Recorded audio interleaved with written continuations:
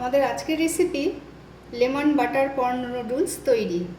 খুব সামান্য উপকরণ এবং খুব সহজ, আর সবথেকে হচ্ছে সময় সাশ্রয়। খেতে খুব সুস্বাদু এবং খুব স্বাস্থ্যসম্মত হয়। চিংড়িতে অল্প নুন, অল্প গোলমরিচ গুঁড়ো আর অল্প চিলি ফ্লেক্স দিয়ে একটু মেখে রাখবো। মিনিট 5-7-10 মিনিট মতন একটু মেখে রেখে দেবো। খুব অল্প সাদা তেল দিচ্ছি।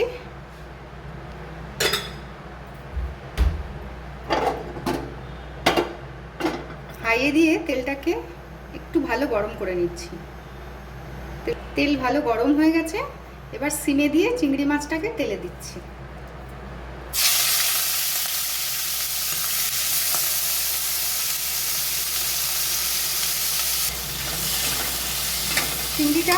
চিংড়িটাকে খুব নরম আঁচে, কম আঁচে ভালো করে ভেজে নিতে হবে, যাতে শক্ত না হয়ে যায় অথচ সিদ্ধ হয়ে যায়। যেহেতু আমরা পাস্তা বা নুডলসে ব্যবহার করব, সেজন্য চিংড়িটা যেন এখানেই ভালো সিদ্ধ হয়ে যায়। একটু ঢাকা দিয়ে দিয়েছিলাম, চিংড়িটা কিন্তু নরম হয়ে গেছে। নরম হয়ে গেলে বোঝার উপায় হচ্ছে এত খুন্তি দিয়ে কাটলে পরে মাছটা কেটে যাচ্ছে আর সুন্দর তেল চারিদিক থেকে ছেড়ে দিয়ে। নুডলসটা সিদ্ধ করে নেবো। নুডলসটা আমি মাইক্রোওভেনেই সিদ্ধ করব। সিদ্ধ করার জন্যে জলে দিচ্ছি একটু নুন আর দিচ্ছি খুব সামান্য একটু সাদা তেল। তাহলে নুডলসটা গায়ে জড়াবেও না, আর নুনটা দিলে নুডলসটার ভেতরে নুনটা গেলে খেতে ভালো লাগবে। এবার জলটা আমি আগে বসিয়ে দিচ্ছি গরম হবার। জলটা ভালো করে গরম করে নিয়েছি, এর ভেতরে আমি এবার নুডলসটা দিয়ে দিচ্ছি। নুডলসটা দিয়ে নুডলসটা ভালো করে সিদ্ধ করে নেব। মাছ ভেজে তুলে নিয়ে আমি এখানে অল্প তেল দিচ্ছি, দিয়ে দিচ্ছি একটু বাটার।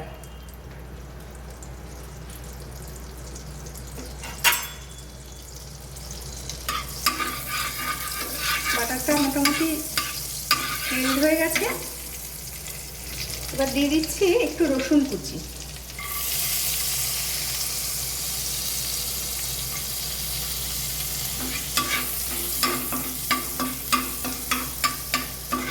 এটা খুব সুন্দর লাল হয়ে গেছে, কিন্তু পুড়ে যায়নি। এই অবস্থায় আমি চাউমিন ফুটিয়ে যে জলটা বেরিয়েছে, সেই জলটা ফেলিনি, যেটা রেখে দিচ্ছি, সেটা দিয়ে দিলাম। খুব অল্পই দিলাম। এবার দিয়ে দিচ্ছি জল ঝরিয়ে রাখা চাউমিনটা।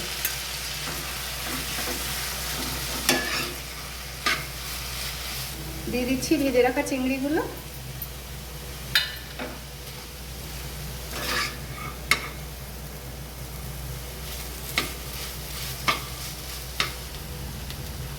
এর সাথে দিচ্ছি অল্প গোলমরিচ গুঁড়ো, দিচ্ছি অল্প বাটার, সাথে খুব অল্প একটু নুন ছড়িয়ে দিলাম। যেহেতু মাছে আর নুডলস সিদ্ধতে নুন ছিল, তাই জন্য খুব অল্প নুন ছড়িয়ে এবার সব কিছু ভালো করে মিশিয়ে নেব।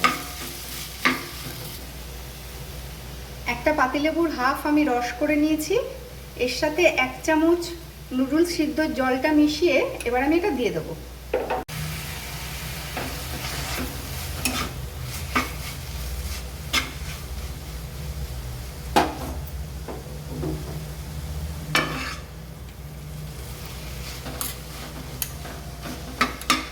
এই নুডলসের রেসিপিটা করতে খুব কম সময় লাগে, 15-20 মিনিটেই হয়ে যায়।